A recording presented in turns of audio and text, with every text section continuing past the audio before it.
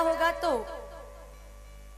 अगली बारी आएगी अन्नप्राशन संस्कार की। जब बच्चे को पहली बार कुछ खिलाया पिलाया जाता है, गरीब अगर नारी हो तो घर में दूध में रोटी चूर करके बच्चे को खिला देगी। अगर 4 किताबें ज्यादा पढ़ी लिखी है तो फिर जाएगी मेडिकल स्टोर पर, सप्लीमेंट्री फूड के नाम पर, पूरक आहार के नाम पर मार्केट में बहुत सारी कचरा पट्टी बिक रही है, खरीद कर ले आएगी। नाम तो मैं नहीं बोलूंगी, लेकिन मेरे भाई बहनों ऐसी बहुत सारी बाजार में बच्चों को एनर्जी फूड के नाम पर बहुत सारी कचरा पट्टी बिक रही है। याद रखना, आप बाजार में बिकने वाले इन एनर्जी फूड को या फिर सप्लीमेंट्री फूड को अपने बच्चों को दे रहे हो तो कचरा पट्टी है, बिल्कुल कचरा पट्टी खिला रहे हैं। आप जानते हो ये सारी चीजें कैसे बनती हैं?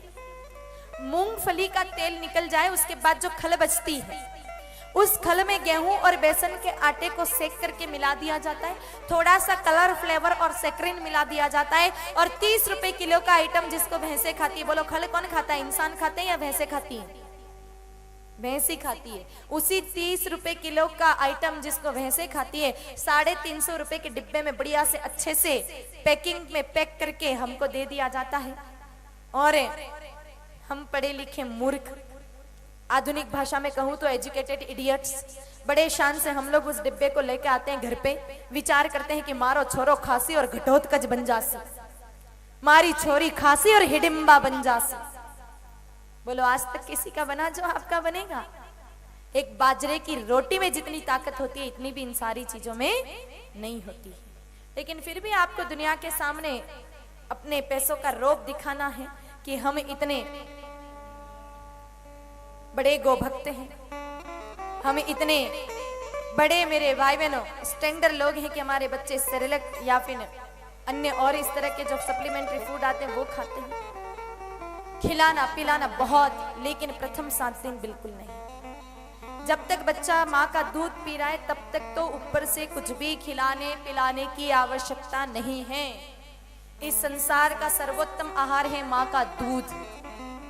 इसलिए प्रयास कीजिए कि जब तक माँ का दूध पी रहा है तब तक बच्चे को ऊपर से नहीं खिलाना पिलाना। लेकिन कई बार ऐसा होता है कि माँ के दूध की कमी होती है, बच्चे का जन्म तो हो गया लेकिन माँ के दूध ही नहीं आ रहा है तो क्या करे? फिर तो मजबूरी में भी ऊपर से खिलाना पिलाना पड़ेगा। अगर माँ का दूध नहीं मिल रहा है तो ऐसी स्थिति में मेरे भाई बहनों दूसरी माँ यानी कि गाय माता जी का दूध हम पिला सकते हैं उस बच्चे को। लेकिन वो भी कैसे?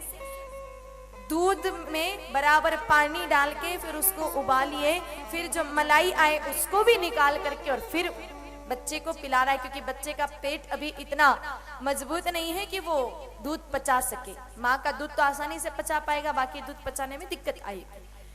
और मेरे भाई बहनों कहीं कहीं माताएं तो क्या करती हैं, बोतलों का दूध पिला देती है, थैलियों का दूध पिला देती है बच्चों को। इन बोतलों के दूध से तो दूर ही रहना, क्योंकि इस बोतल की आदत को बचपन से पकड़वा दिया तो वो बुढ़ापे तक नहीं छूटेगी। छोटा था तब दूध की बोतल हाथ में ली, फिर थोड़ा और बड़ा हुआ तो फिर वो कोको कोला की बोतल हाथ में ली, फिर थोड़ा और बड़ा हुआ तो ठेके पे जाकर के शराब की बोतल की आदत पड़ गई, और शराब पी पी करके किडनियां मेरे भाई बहनों फेल हो गई, तो बुढ़ापे में फिर हॉस्पिटल में ग्लूकोज की बोतलों के सहारे जिंदा रहना पड़ा। ये बोतल का चक्कर बचपन से शुरू होगा, वो 55 तक भी खत्म नहीं होगा। इसलिए बोतलों के चक्कर में बिल्कुल मत पड़ना। अगर माँ के दूध नहीं आ रहा है तो समाधान सुन लीजिए, गौ माता की कृपा से ये समस्या भी खत्म हो जाएगी। अगर किसी नारी के दूध की कमी है तो 400 ग्राम गाय माता का दूध लेवे। 400 ग्राम गाय माता के दूध में 2 चम्मच शतावरी चूर्ण जो आयुर्वेदिक मेडिकल स्टोर पर मिलती है, शतावरी चूर्ण 2 चम्मच उसमें डाल दीजिए और सुबह शाम उस नारी को पिलाइए। दूध पर्याप्त मात्रा में आना प्रारंभ हो जाएगा। मेरे भाई बहनों दूध की कमी नहीं रहेगी। तो जब तक बच्चा माँ का दूध पी रहा है ऊपर से कुछ भी खिलाना पिलाना नहीं है। लेकिन अब बच्चा थोड़ा और बड़ा हो गया है, लग रहा है कि सिर्फ दूध से तो बच्चे का पेट भर नहीं रहा है, इसको पर्याप्त पोषण नहीं मिल रहा है, तो ऊपर से कुछ खिलाना पिलाना चाहिए। तो मेरे भाई बहनों प्रथम 7 दिन तक पंचगव्य चटाइए। पंचगव्य किसको कहते हैं आप जानते हैं क्या? सुन लीजिए।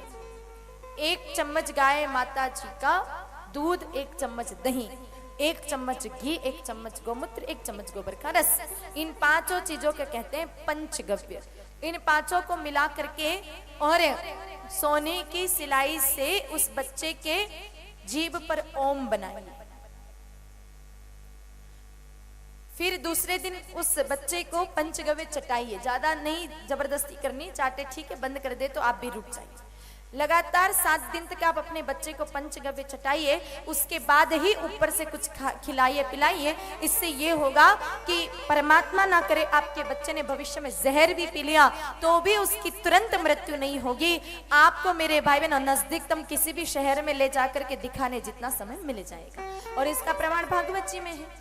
पूतना नाम की राक्षसी आई, कन्हैया को जहर पिला के चली गई, लेकिन कन्हैया जी का बाल विवाह का नहीं हुआ क्योंकि माता यशोदा ने से पहले ही पंचगव्य चटा रखा था। तो आप भी प्रथम बार बच्चे को पंचगव्य चटाइए, उसके बाद ही कुछ खिलाना पिलाना प्रारंभ कीजिए। बोलो गो माता की।